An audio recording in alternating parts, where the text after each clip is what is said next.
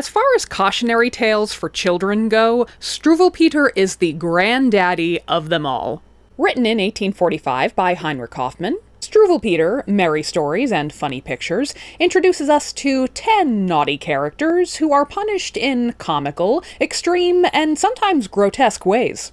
So let's rank each vignette in terms of horror and comedy together. Grab yourself some beers and cover up the kids' ears. It's grown-ass story time with Liz. Bring! First we meet Struwwelpeter, or Shock-Headed Peter himself, whose crime is being slovenly. He won't cut his hair or nails or bathe, and his punishment is apparently to look like this? But that look worked for Johnny Depp in the 80s, so I'm not sure that this would be an effective punishment for me. 3 out of 10. Next up is Cruel Frederick, a little psychopath who throws cats down the stairs and whips dogs. Eventually a dog turns on him, bites his leg, and while Cruel Frederick is convalescing, eats his dinner. Honestly, this is a character I would have really liked to seen get it. So negative 14 out of 10 for underwhelming me. But our third child really ups the ante. The story of Harriet and the Matches is that Harriet played with some matches and burned herself alive while her cats watched. Fear of being burned alive in front of my cats is very relatable, so 8 out of 10 for me. Hell, let's give it a 9 out of 10. These cats are truly pissing tears. Alright folks, calling the next one problematic is diplomatic. So content warning for the oldie-time depiction of black folks, the oldie-time description of black folks, and blackface. See, in this one, a couple of local white assholes pick on a little black boy for being black, and a wizard, maybe, takes umbrage with this for making fun of someone for something they cannot change, which is kind of a nice thought, I guess, for 1845 in particular. So as punishment, he dips the boys in black ink, so they too must be punished with blackness. Jesus Christ. Negative 947 out of 10 for being cancelled. Man Who Went Out Shooting warns us against hunting animals for sport, which is a message I can get behind. And it's looking good for the punishment so far. As you can see, the bunny gets his hands on the gun, and the son's pretty excited about that. But just when it's getting good, Hoffman wimps out and merely gives the hunter a scare. So I'm gonna have to give it a 4 out of 10 for not just fucking going there. Little Suck-a-Thumb is the true horror tale of the lot. Conrad's mother warns him that if he doesn't stop sucking his thumbs, the tailor is going to visit and cut them off. Sure enough, the quote, great long red-legged scissor man shows up, and he hacks the kid's thumbs off with his giant scissors. This one's getting a 1 million out of 10, folks. Not only am I convinced to stop sucking my thumbs, I'm saving a lot of money because I am never going to the tailor again. The story of Augustus who would not eat his soup is surely inspiration for Augustus Gloop.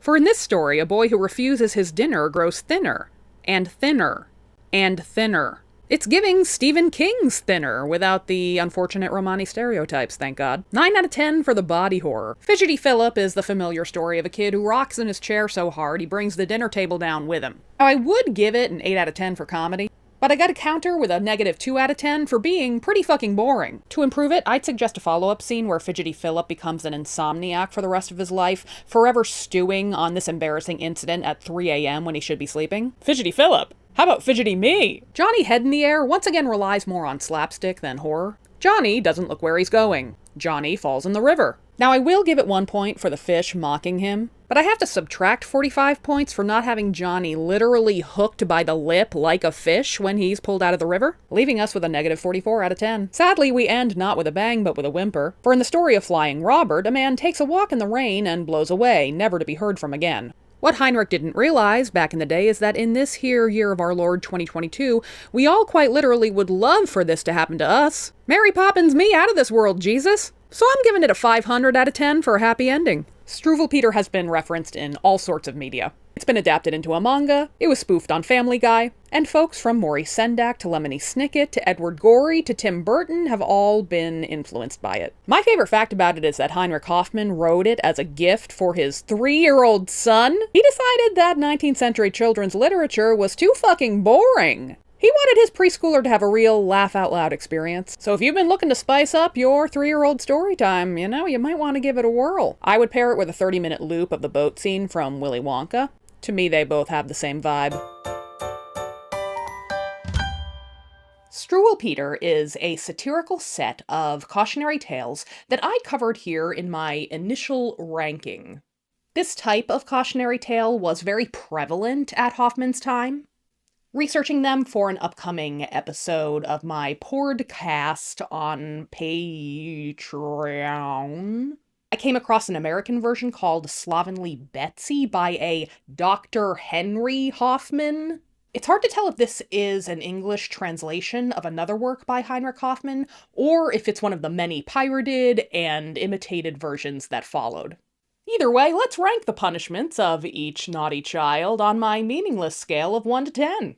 First up, we have the titular Slovenly Betsy, and like Minnie Mouse, She-Hulk, and the other lady versions of things, she appears to be a gender-flipped version of Struwwelpeter himself. But unlike Peter, who was punished for his slovenliness by turning into Edward Scissorhands, Betsy realizes the error of her ways when a bunch of people laugh at her. Betsy, honey, if I stopped doing things because people laughed at me, I wouldn't be where I am today.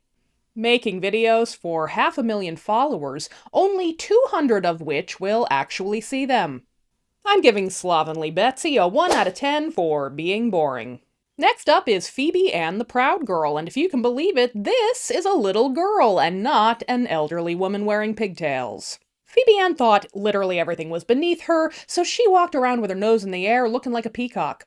She did this so much that her neck grew and grew and grew until it couldn't support her head, so she had to push it around on a wagon. I'll give this a 6 out of 10 for the body horror, even though I would have ended it with some line like, "And her neck may be growing still." Our next naughty child is Pauline, who played with matches until she burned herself to death and made her cats cry. If you're having déjà vu, that's because this exact same story is in Struwwelpeter, but about a girl named Harriet. It's a great example of what can happen when you rip off another author and mass-produce that work over 200 times. Oopsie daisy! I'm giving it a negative 7 out of 10 for oldie-time copyright infringement. Next up is Lazy Charlotte, who refused to do her knitting chores. So her mother made her go to school barefoot, and everyone laughed at her. Oh my god, so boring! I can think of 5 funnier and more grotesque punishments right off the bat. Lazy Charlotte is so lazy, her body grows into her bed. Lazy Charlotte's cold feet freeze and break off on the playground. Lazy Charlotte refuses to sew anything and loses each piece of clothing like a game of strip poker. Lazy Charlotte is wrapped up mummy style in a skein of yarn she refuses to knit. Lazy Charlotte falls asleep and impales herself on her knitting needles. I'm not even rating this one, it is so beneath me. Luckily with the Crybaby, things are about to turn around in a real big way. In this one, an oversensitive little girl cries so much, first she goes blind, and then her eyeballs fall out. Folks, I cannot deal with gory eye stuff. I am Rachel Green at the eye doctor. When I heard that Raul Julia story, I thought about it for weeks. And I was a big crier as a kid, so I take this one personally. Not only does it showcase more gore, but it shames you for feeling your feelings. 85 out of 10 for finally having the courage to truly upset me. Romping Polly is another fun one. Polly was always in a hurry, see? She pushed people out of the way, she roughhoused on the playground, very inappropriate for a little girl. In fact, she romped so hard, she broke her leg. And I mean her leg broke clean off. Her little brother had to carry it back home. 8 out of 10 for the blood and guts. In the story of the dirty child, wait, didn't we just fucking do this? Negative 24 out of 10 for repeating yourself. Envious Minnie was one of those kids who threw a fit anytime someone other than herself got a present. She took off with another kid's yellow dress.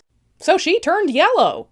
I'm not sure why they didn't make her green for being green with envy, but you know, a Technicolor kid is a Technicolor kid.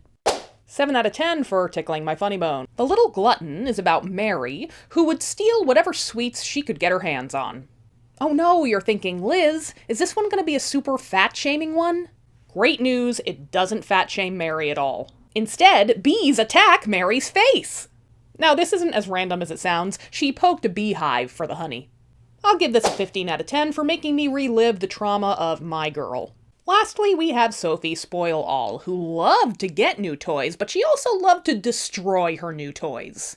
Her parents told her, look, you gotta stop destroying your toys or we're not gonna buy you anymore and you're not gonna get any Christmas presents. She didn't listen, and her tree was empty. To me, it would have been more exciting if Santa came down the chimney and dismembered her like she did to all of her dolls. But this story probably was the scariest one to any kid who celebrated Christmas. I mean, the thought of coming down and having no presents whatsoever, the horror! So, you know, I won't give you nothing. I'll give you a 4 out of 10.